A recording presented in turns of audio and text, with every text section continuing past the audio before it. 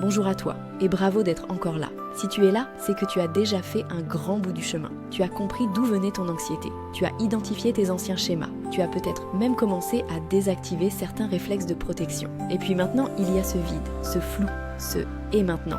Cette vidéo, elle est pour ce moment-là. Ce moment où tu quittes le mode survie, mais où tu ne sais pas encore qui tu es en dehors de ça. Aujourd'hui, on va parler de reconstruction, de vérité intérieure, de renaissance en douceur. Partie 1. Le mode survie. Ce n'était pas toi. Pendant longtemps, tu as cru que tu étais quelqu'un de trop gentil, quelqu'un de discret, quelqu'un qui ne dit jamais non, quelqu'un d'anxieux, d'hypervigilant, de fatigué. Mais non, ce n'était pas toi. C'était ton système nerveux en mode économie d'énergie, en mode adaptation, en mode je fais ce qu'il faut pour ne pas souffrir. Et quand on a passé 10, 20, 30 ans à vivre comme ça, on confond ces mécanismes avec son identité. Je suis comme ça.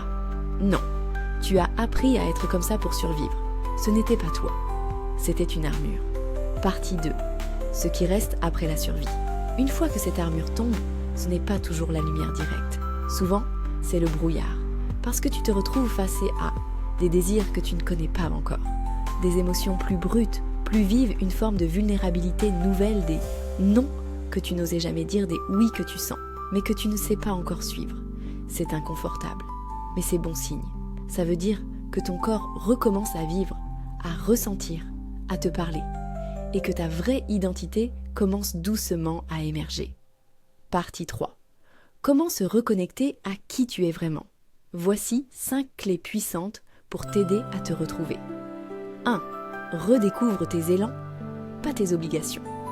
Commence à te demander « Qu'est-ce qui me fait envie, même un peu ?» Pas ce qu'il faut faire, pas ce que les autres attendent, mais ce que ton corps a envie d'explorer, de goûter, de créer.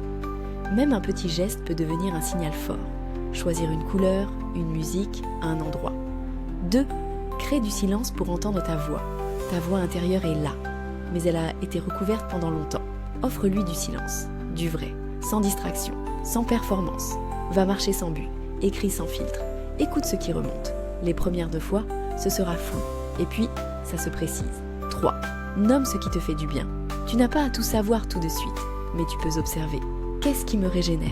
Qu'est-ce qui me draine ? Avec qui je me sens moi ? Où est-ce que je me sens vivant ? Et tu construis à partir de là, pas à partir de ce que tu crois devoir être. 4. Autorise-toi à être incohérent. Pendant la reconstruction, tu vas essayer, puis changer d'avis. Tu vas dire oui, puis non. Tu vas t'engager, puis douter. C'est normal. Tu ne redeviens pas toi. Tu découvres enfin qui tu es, sans masque. Et ça, c'est vivant. 5. Entoure-toi de regards qui ne te fichent pas. Évite les gens qui te ramènent à ton ancien rôle. Cherche ceux qui te laissent évoluer, chercher, tâtonner. C'est dans la relation libre que ton identité peut vraiment s'épanouir. Tu n'es pas en train de te perdre. Tu te retrouves. Tu n'es pas perdu. Tu es en transition vers toi. Et tu n'as pas besoin d'être sûr de qui tu es pour avancer. Tu as juste besoin de t'autoriser à vivre hors du costume que tu as porté trop longtemps. Dis-moi en commentaire, quelle est la petite chose, aujourd'hui, qui te semble profondément à toi, même minuscule, même floue, c'est un début. Et si cette vidéo t'a parlé, pense à t'abonner à la chaîne. J'y partage des contenus pour t'accompagner sur ce chemin vers toi. Active la cloche pour ne pas manquer les prochaines vidéos. Et surtout, partage cette vidéo à quelqu'un qui a peut-être besoin d'entendre ça aujourd'hui. Merci d'avoir été là.